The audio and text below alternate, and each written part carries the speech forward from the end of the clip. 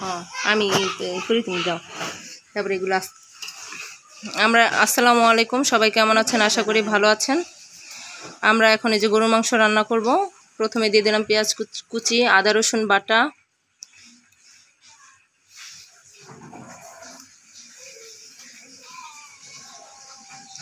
জিরা বাটা দিয়ে দিচ্ছি,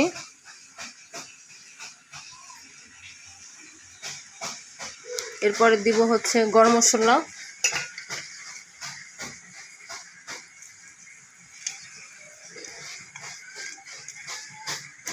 গরম মশলা দিলাম, এলাচ তেজপাতা। এরপরে দিব হচ্ছে আমরা মরিচের গুঁড়া, ধনিয়ার গুঁড়া আর গরু মাংসের মশলা, পরিমাণ মতন লবণ। সব কিছু দিয়ে আমরা কিছুক্ষণ মাখিয়ে রাখবো, মাংসটা যেন ভালোভাবে মশলাটা ভিজে।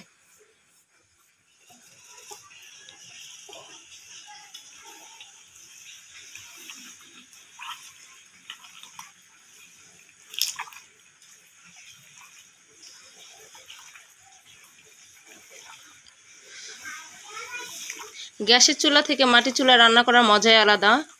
এটা খাবারের সুস্বাদুটা বাড়ে এবং খাবার খুব মজাই লাগে।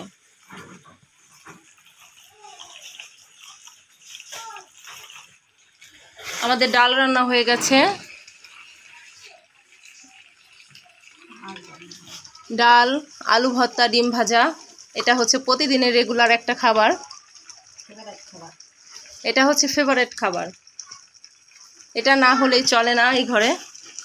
আর হচ্ছে দুন্দল দিয়ে চিংড়ি মাছ রান্না হচ্ছে এখানে। ডাল হওয়ার পরে আমরা বসিয়ে দিব গরু মাংসটা।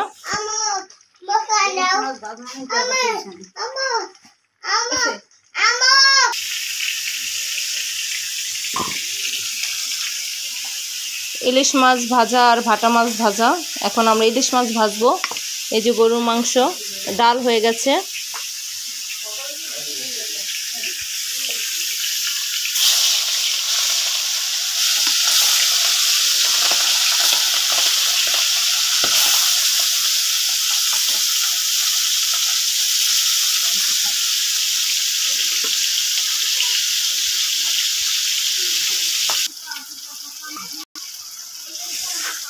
এই যে গরুর মাংস রান্না হচ্ছে।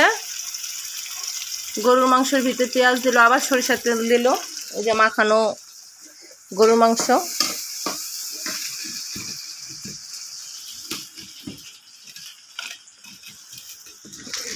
গরুর মাংসর পেঁয়াজগুলো একটু ভাজা ভাজা করতেছে।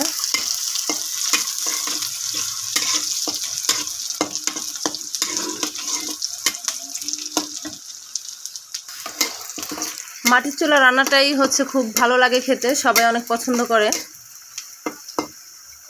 খুব দ্রুত রান্না করা হয় মাটির চুলায়।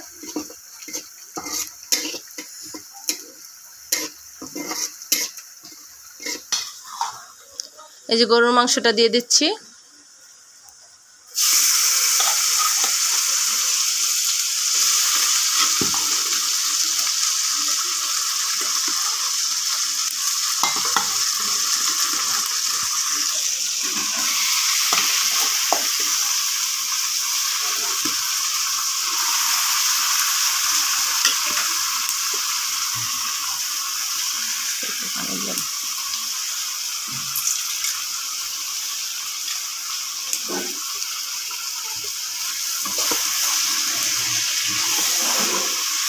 গরু মাংস কষানোর পরে আমরা পানি দিয়ে দিব।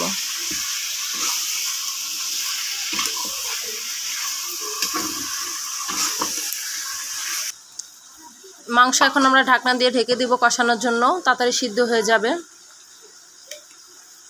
কত সুন্দর জাল জ্বলতেছে দেখেন।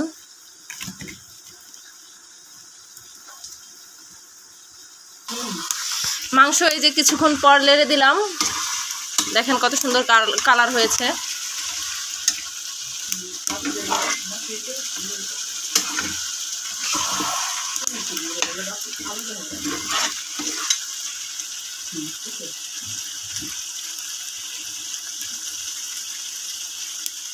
কষানোর পর হচ্ছে আমরা আবার ঢেকে দিব। এই যে মাংস এখনো কষানো হইতেছে। উপরে যে তেল ভাসতেছে, আরও কষানো লাগবে। তারপর পানি দিয়ে দিব। মাংস একটু আলু দিয়ে দিলাম, এখনও মাংস কষানো হইতেছে।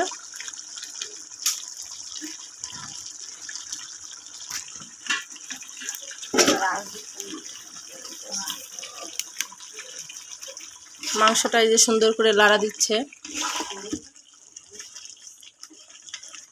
মাংসের কালারটাও খুব সুন্দর, লালচে ভাব।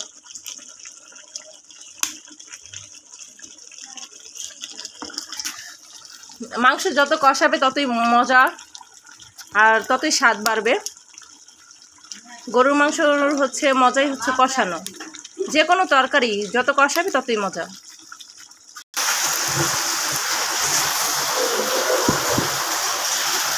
এই যে গরুর মাংস রান্না শেষ।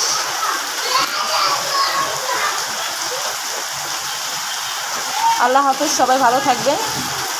আমাদের রান্না বান্না সবই শেষ।